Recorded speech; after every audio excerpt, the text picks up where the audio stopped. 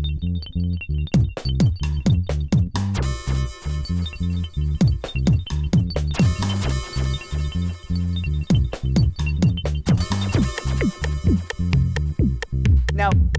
I have an exercise I have to do, which is also going to take us back to Latin America. So what I'm going to need to do is I'm going to have to give away some chocolate. And then there will be some chocolate for people at the end and who ask great questions. So I'd like you to take this, sir.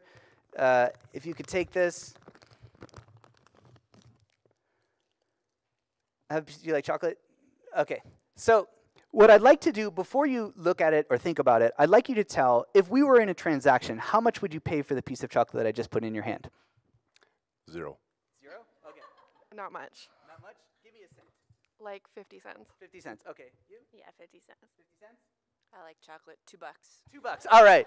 So now I'm going to tell you a story, which is that this chocolate is produced by some friends of mine. They started to question this idea of why is it that we think chocolate comes from Germany, Switzerland, and Belgium, when, surprise, surprise, those are not tropical countries. They do not produce cacao. And why do we believe that great chocolate has to be murdered with milk in order to be enjoyable? So they started a company. It's a social business. It's a B Corp. Their main KPI is how much are we paying our farmers, because they believe that the farmers should be those who benefit the most. They're just giving her for 10 years, and then lightning strikes when the queen of this world, Oprah, tells her fan base that her favorite chocolate in the world is Pacari chocolate, and then the chocolate hits the fan.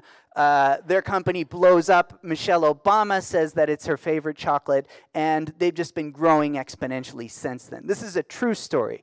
So I'm going to ask you again, now that you have this story, how much would you be willing to pay for this chocolate? $2.25. Okay. I was going to say $2.50. $2.50?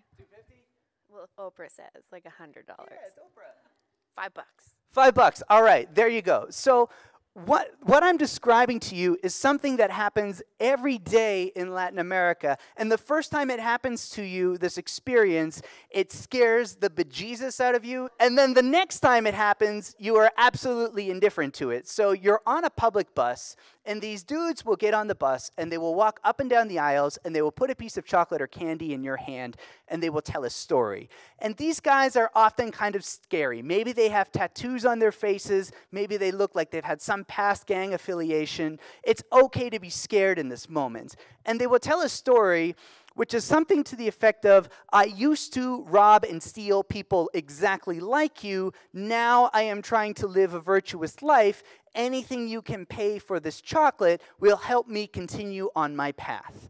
And then they will walk up the aisle, and if you don't want to buy it, you can give the chocolate back to them. And then if you do want to buy it, they tell you, pay anything you want.